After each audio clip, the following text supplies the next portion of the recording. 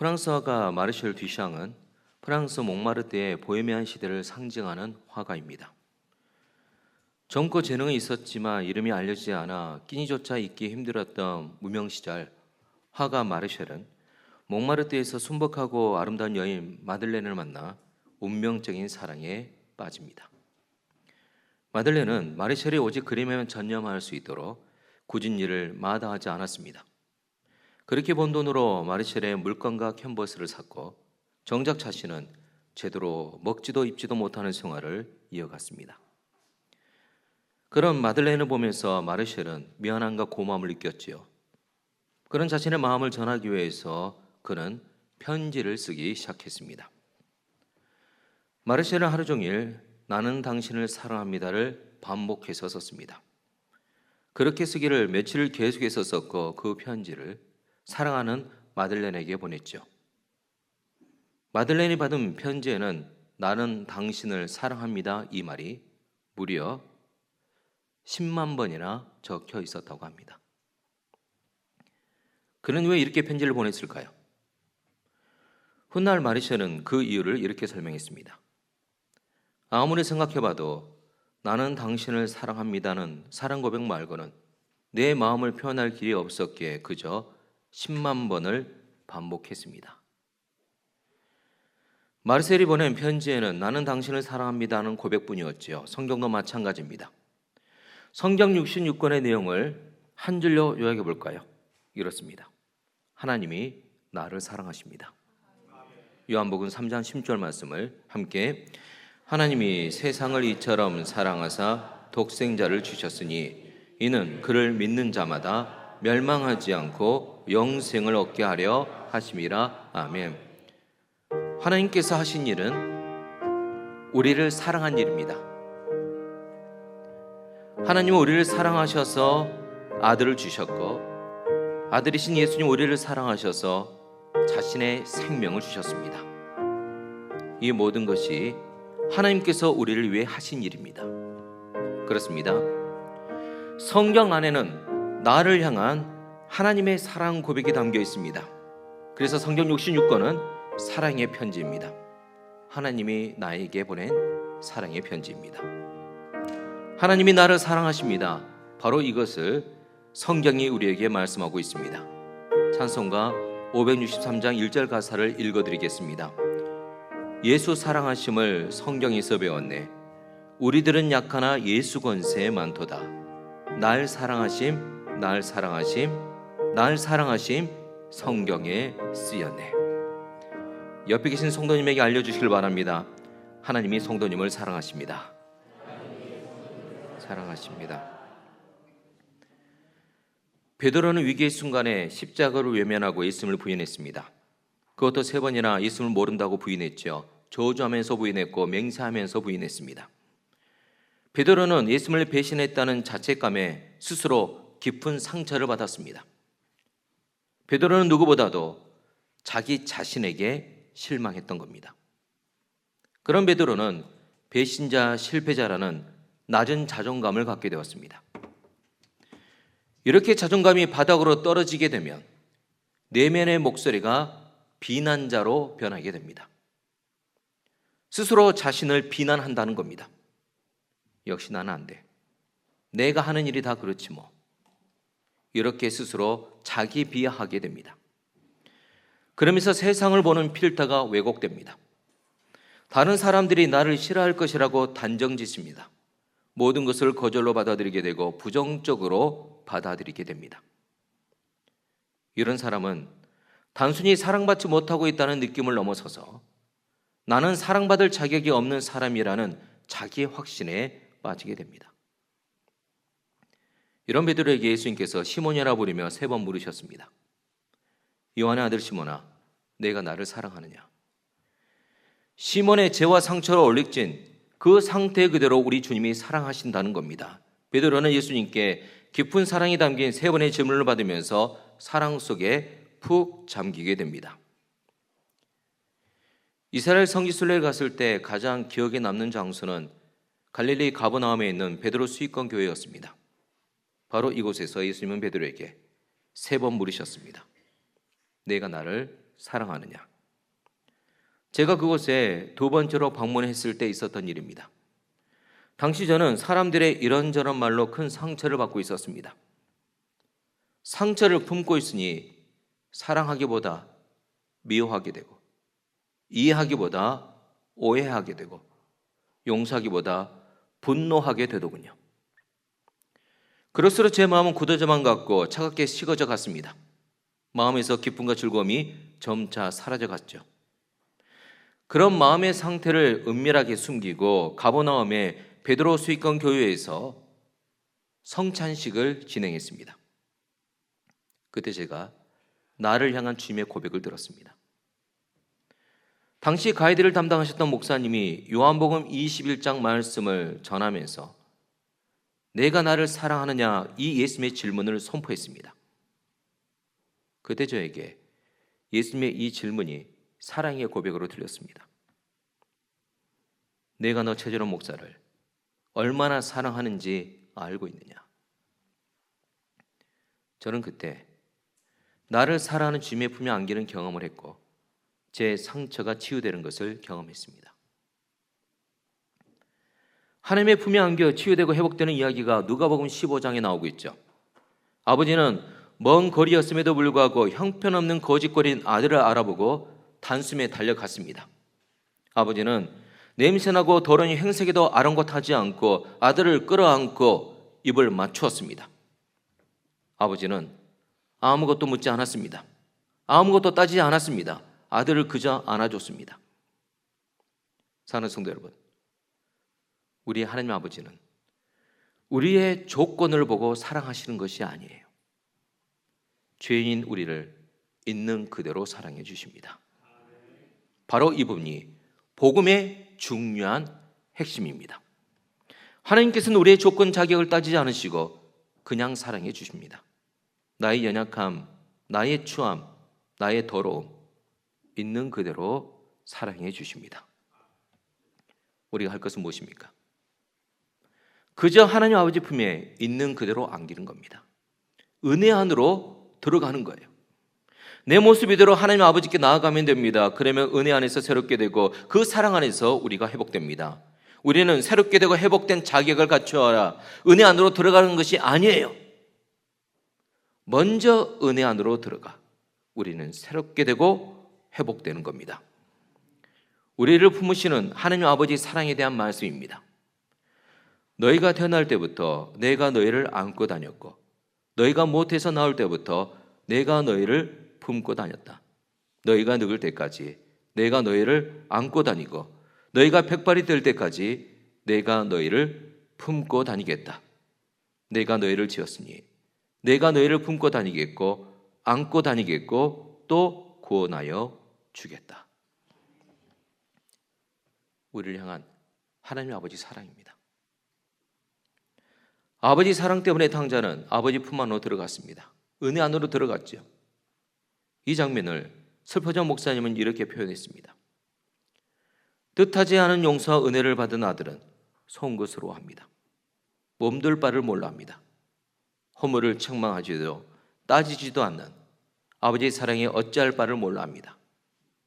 자신의 잘못을 추궁하나 책망하지 않는 아버지 품 안에서 아들이 무너집니다. 아버지의 사랑이 못난 자식 탕자를 변화시키고 회복시켰습니다. 비록 모든 것을 다 잃고 거짓골로 돌아왔지만 자신을 따스하게 안아주는 아버지의 품 안에서 탕자는 다시 태어나게 됩니다. 가버나움에서 성찬식을 진행할 때 저의 모습은 미움과 상처와 분노를 품고 있는 모습이었습니다. 겉으로는 아닌 척했지만 하지만 그런 모습 그대로 우리 주님이 저를 안아주시더군요. 성도 여러분, 그냥 하나님 품에 안기시길 바랍니다. 아버지 품에 안긴 둘째 아들의 모습은 가장 초라한 모습이었습니다. 하지만 그 얼굴은 어떻습니까? 둘째 아들의 모습에서 가장 중요한 부분은 얼굴입니다.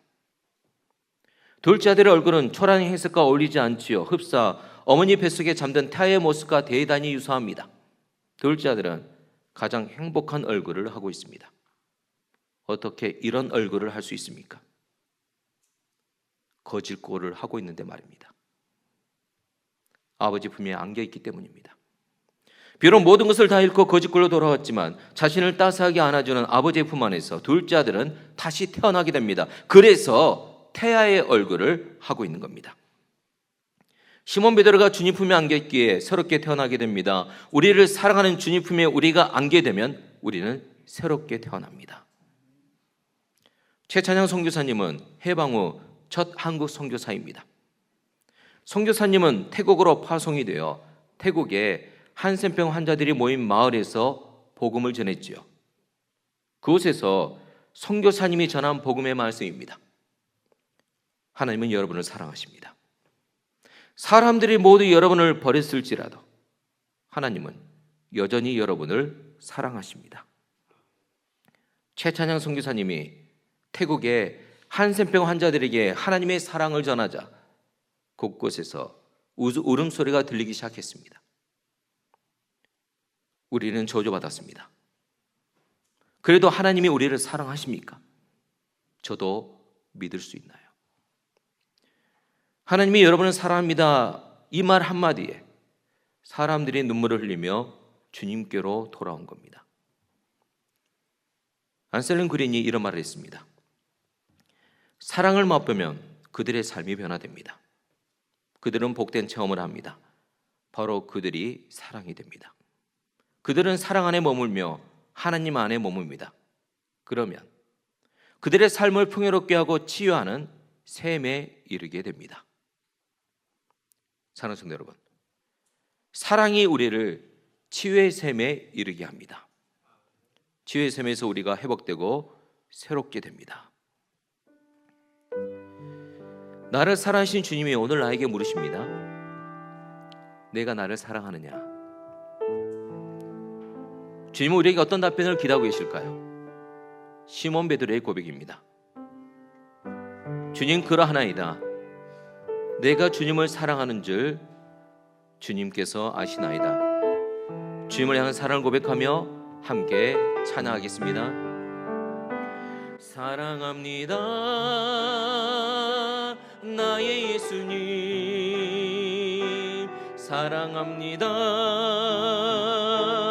아주 많이요. 사랑합니다 나의 예수님, 사랑합니다 그것뿐이에요. 사랑한다 아들아, 내가 너를 잘 아노라. 사랑한다 내 딸아, 내게 죽고 사랑한다 아들아, 사랑한다 아들아,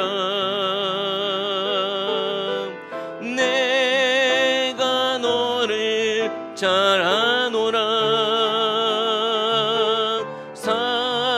사랑한다 내 딸아. 아멘. 내게 축복 또하노라. 옆에 계신 성도님을 축복하겠습니다. 하나님이 당신을 사랑하십니다. 아멘. 사랑은 소통이 되어야 사랑의 힘을 경험할 수 있죠. 예수님은 베드로에게 내가 나를 사랑하느냐 물으시며 사랑하는 마음을 전달하셨습니다. 베드로도 예수님께 사랑합니다 고백했지요. 그러면서 사랑이 소통되었습니다. 이처럼 사랑이 담긴 세 번의 질문과 세 번의 답변이 오고 가면서 베드로 안에서 치유와 회복이 일어났습니다. 15절에서 17절 말씀에 보게 되면 사랑이 담긴 세 번의 질문과 세 번의 답변이 오고 가고 있습니다. 우리말로 보면 사랑이란 같은 단어이지만 헬라어 원문에서는 다른 단어를 사용하고 있습니다. 아가파오, 필레오 단어를 번갈아 사용하고 있습니다. 15절 말씀입니다. 함께 그들이 조반 먹은 후에 예수께서 시몬 베드로에게 이르시되 요한의 아들 시몬아, 내가 이 사람들보다 나를 더 사랑하느냐 하시니 이르되 주님 그러하나이다. 내가 주님을 사랑하는 줄 주님께서 아시나이다. 이르시되 내 어린 양을 먹이라 하시고. 아가파오는 아가페의 동사입니다. 하나님 사랑을 말합니다. 무조건적이고 희생적인 사랑입니다. 포기하지 않는 신실한 사랑을 말하죠. 오늘 말씀에서는 아가페 사랑이라고 하겠습니다. 필레오는 필로스의 동사입니다. 친구 간의 사랑을 말합니다. 그래서 친밀함을 강조할 때 사용하기도 하지만 조건적인 사랑입니다. 오늘 말씀에서는 필로스 사랑이라고 하겠습니다. 15절 말씀에서 예수님께서 시몬에게 내가 나를 아가페 사랑으로 사랑하느냐 물으셨습니다. 그런데 시몬은 내가 주님을 필로스 사랑으로 사랑합니다 답했습니다. 16절 말씀에서도 마찬가지입니다.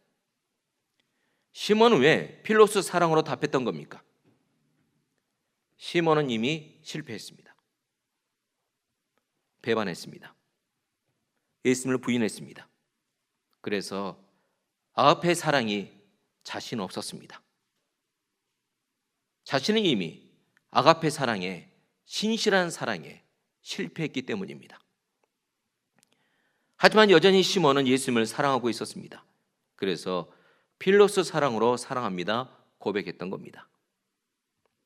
그런 시몬의 대답에 예수님은 두 번째 질문에서도 아가페 사랑으로 물으셨죠.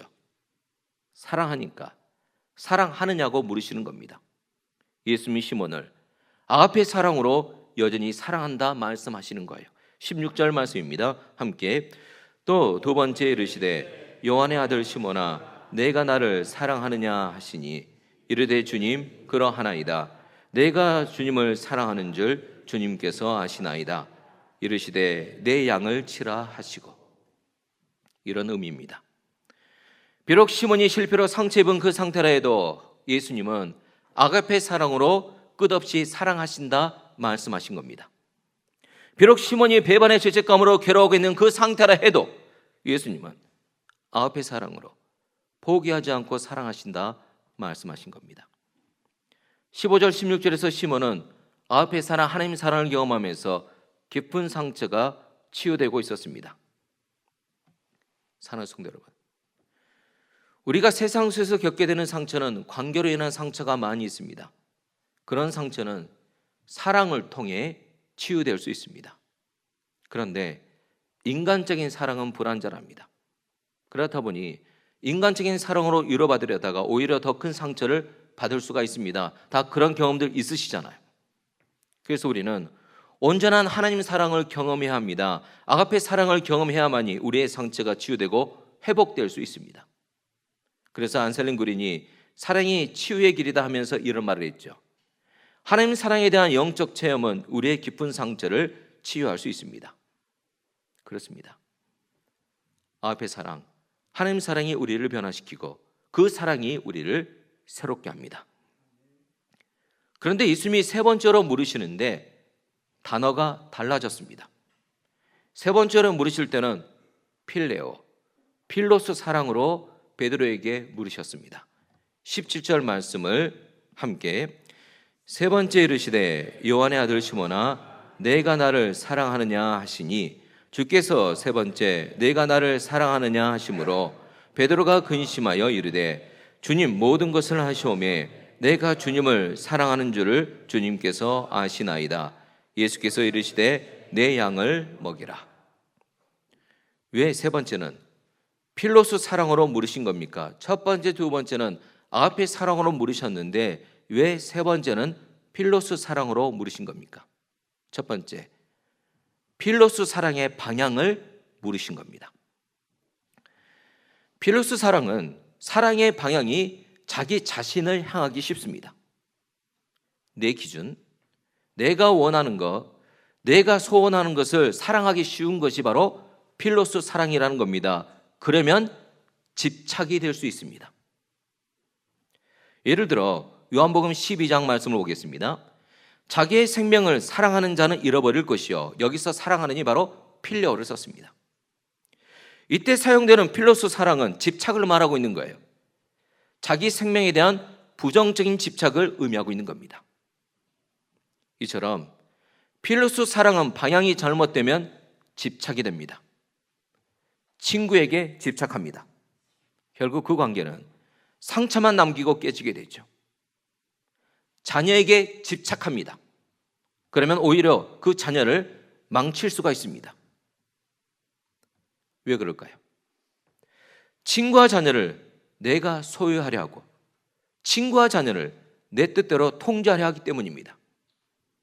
이게 바로 필로스 사랑의 문제입니다. 이런 필로스 사랑의 방향이 주님을 향하게 되면 주님과의 관계에 집중하게 되죠. 주님과 더욱 친밀해집니다. 그러면 주님과의 관계가 중심을 잡아줍니다. 그러면 다른 인간관계가 건강해지는 거예요. 주 안에서 서로 사랑하게 된다는 겁니다.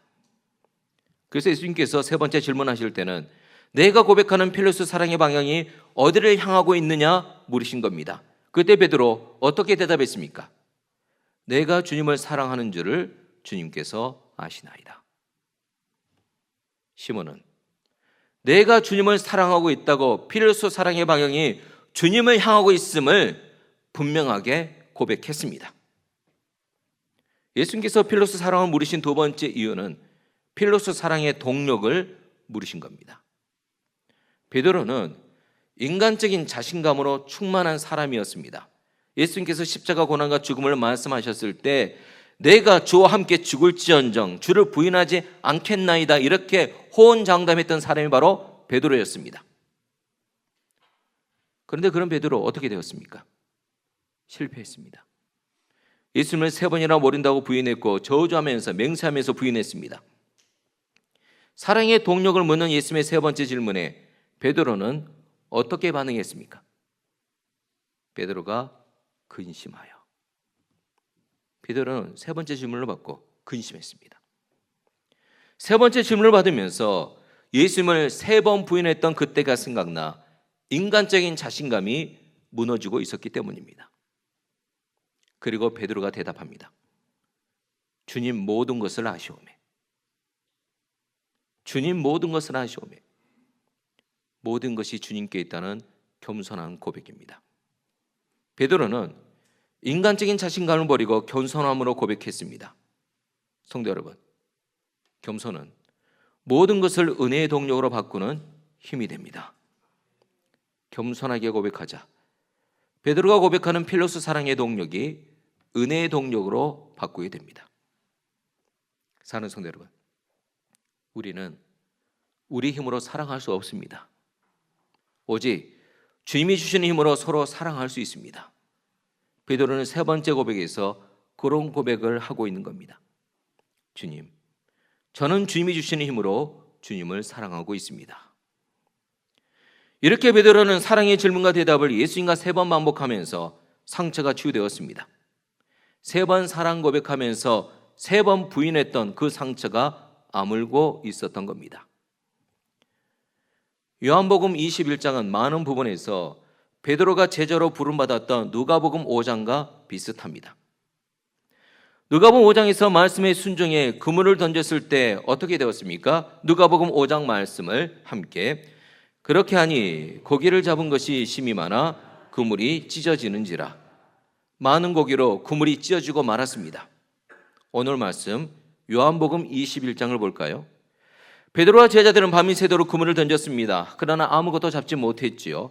하지만 그물을 던지라는 예수님의 말씀에 순종하자 많은 물고기를 잡게 되었습니다. 그렇다면 요한복음 21장에서는 그물이 어떻게 되었을까요?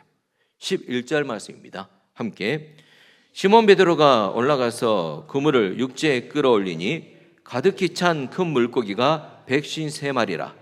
이같이 많으나 그물이 찢어지지 아니하였더라. 그물이 찢어지지 않았습니다. 예수님께서 베드로에게 보여주신 겁니다. 누가복음 5장에서는 그물이 찢어졌지만 요한복음 21장에서는 그물이 찢어지지 않았습니다. 무엇을 보여주신 겁니까? 베드로에게 준 사명의 그물이 찢어지지 않았음을 베드로에게 보여주신 겁니다. 하지만 무엇이 찢어져 있었습니까? 베드로의 심령이 찢겨져 있었습니다. 예수님을 배신했다는 죄책감으로, 실패했다는 패배감으로 베드로의 심령이 찢어져 있었죠. 그렇게 너덜너덜하게 찢어진 베드로의 심령을 예수님이 다시 회복시켜 주신 거예요. 사랑으로 회복시켜 주신 겁니다. 그리고 베드로에게 다시 사명을 재확인시켜 주셨습니다. 내 양을 먹이라. 내 양을 치라. 내 양을 먹이라. 오늘 말씀에 보면 예수님은 베드로에게 사명을 주실 때 사랑의 고백을 들은 다음에 말씀하셨습니다. 왜 이렇게 하신 겁니까? 모든 사명은 사랑으로 해야 한다는 겁니다. 고린도전서 16장 말씀입니다. 함께 너의 모든 일을 사랑으로 행하라. 아멘. 모든 일의 동기가 사랑이어야 합니다. 모든 일을 하는 힘이 사랑이어야 합니다. 그래야 사랑하며 살 수 있기 때문입니다. 교회에서 하는 모든 일이 있죠. 가정에서 하는 모든 일이 있죠. 일터에서 하는 모든 일이 있죠. 살면서 하는 모든 일이 있죠. 내가 그리스도인이라면 그 모든 일을 사랑으로 해야 합니다. 그래야 사랑하며 살 수 있기 때문입니다. 사랑하는 성도 여러분, 우리 그리스도인들의 최종 목표는 사랑입니다. 비록 그 사람이 변하지 않아도 포기하지 않고 사랑하는 겁니다.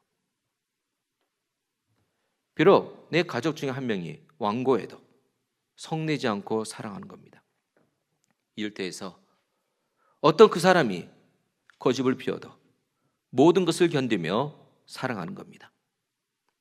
바로 이것이 우리가 이 땅에서 감당해야 할 사명입니다. 사랑하는 겁니다. 그리고 예수님은 베드로에게 말씀하셨죠. 19절 말씀입니다. 함께 이 말씀을 하심은 베드로가 어떠한 죽음으로 하나님께 영광을 돌릴 것을 가르치심이로라. 이 말씀을 하시고 베드로에게 이르시되 나를 따르라 하시니. 나를 따르라 말씀하셨습니다. 보네포는 나를 따르라는 책에서 20세기 가장 유명한 신학적인 문장을 기술했습니다. 그리스도께서 한 사람을 부르실 때 그분은 그 사람에게 와서 죽으라고 말씀하시는 것이다. 성도 여러분, 예수님께서 베드로에게 나를 따라 말씀하시기 전에 뭘 말씀하셨습니까? 베드로의 순교를 예언하셨습니다. 나를 따라라, 이 말은 무슨 의미냐? 주님과 함께 죽으라는 겁니다. 사랑하는 성도 여러분, 우리는 주님을 따르는 그리스도인들입니다. 주님을 따르기 위해서는 내가 죽어야 합니다. 내 죄된 자가 죽어야 합니다. 왜 죽어야 합니까? 왜 내 죄된 자가 죽어야 합니까? 그래야 온전한 사랑을 할 수 있기 때문입니다. 내 죄된 자는 이기적인 사랑만을 갈구합니다. 누구를 사랑한다고 하지만 그 사랑이 나를 향해서 집착이 되기도 한다는 거예요. 정말 자녀를 사랑합니까? 주 안에서 물어보십시오. 혹시 그 사랑이 집착은 아닙니까? 내가 무엇을 사랑한다고 합니까? 주 안에서 물어보십시오. 혹시 그 사랑이 그릇된 사랑은 아닙니까? 우리는 나를 가장 사랑합니다. 그게 우리의 문제예요. 그래서 우리는 나라는 감옥에서 벗어날 때 비로소 온전히 사랑할 자유를 얻을 수 있습니다. 참된 사랑은 내가 죽어야 할 수 있는 겁니다.